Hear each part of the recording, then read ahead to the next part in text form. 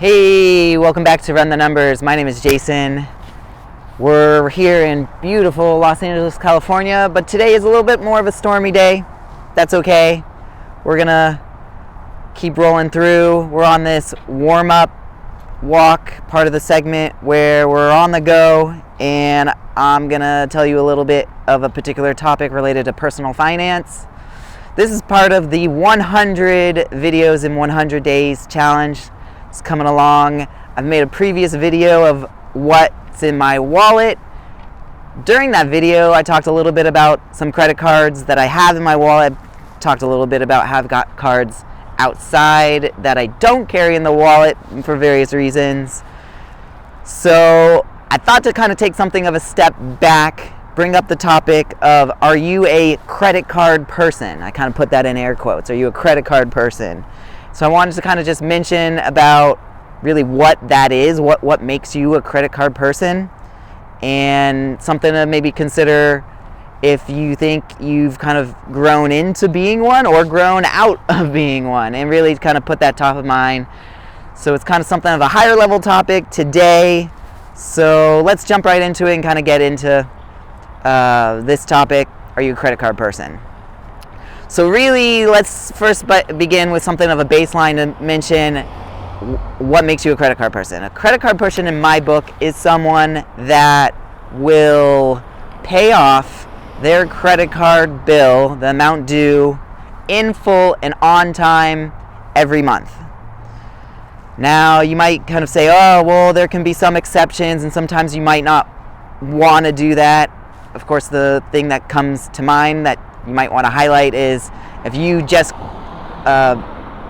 were to get a credit card and you have an offer, part of one of the benefits of getting that credit card is that you can get a 0% Intro APR financing benefit for a certain amount of time. It might be just 6 months, 12 months, 18 months, 15 months, 18 months, whatever it may be. Yeah, for a little bit of time period, you could benefit by getting that and, you know, take advantage of it if you can and not get burned by that later on. Yeah, that could be your exception to paying things off in full. Of course, you still want to pay off your bill on time. You want to make minimum payments. You don't want to damage your credit score. You don't want to do anything harmful there. So one exception, I'll even admit, I'm doing that myself, where I'm taking advantage of the 0% financing, and I'm carrying a balance and just making minimum payments. But I fully intend to pay off in full early, before the deadline, before that Intro APR financing benefit comes to a close. So I even want to be a couple months early on that. If it's, say, gonna be terminating in, say, May, I want to make sure in March, I give it a good 2 months early, that I've now, cleared out that balance and everything is paid up in full. So yeah, don't. That's a dangerous dance to dance. Dangerous way to kind of play with some fire there. So I would advise, be really careful if that's in fact your way to go. So okay, discussing that probably too much in depth of one exception of payoff in full and of course on time. Yeah, there's that.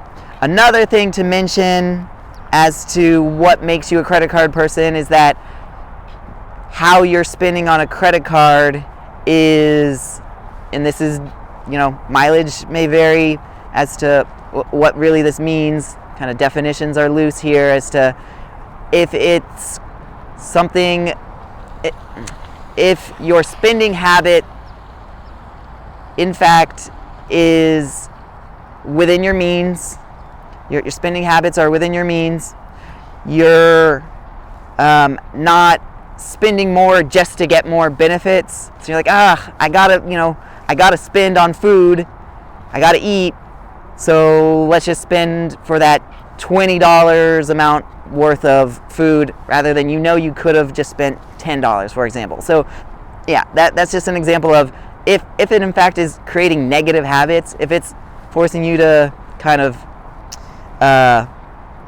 just get yourself into a little bit of trouble, that might not if you're realizing you're doing that and you don't like that, if basically you've run the numbers and you've kind of done something of a cost-benefit analysis, you realize that in fact this is nothing but bad news. You got to, at the end of the day, realize you're not a credit card person if that's what's going on. So you are a credit card person if in fact your spending habits are right on in alignment to what you desire. The other last of I've kind of got 3 things to highlight. The other item to mention is really more of a philosophical, if you kind of agree with taking on debt. Now you can kind of jump into the whole world of like the Dave Ramsey camp of, it's never a good idea it's very rarely a good idea to take on debt, and you have that sort of baggage always looming above your head as to you owe money. It's money that's really not yours. It's going to eventually need to be paid back, and that can cause problems. All these things. If you don't want to play that game, if you don't want to do all this for just, simple benefits sometimes, that's definitely okay, and that makes you not a credit card person. If you just simply don't want to play the game, and you just simply can't handle the stress and the pressure and all these things, that's part of it. So just make sure that in fact you sort of philosophically agree with the whole system that you're getting into. So with all that said, those are some thoughts I want to bring top of mind for you. I'd love to hear your thoughts. Put a comment in the comment section as to what makes you a credit card person, what makes you not a credit card person. Let me know if there's some major things I left out as to reasons why you ought to become a credit card person, stay a credit card person, and then as well as maybe what are some things that I might have left off as to why you should not be a credit card person. So those are the thoughts I have today. All right, gotta run.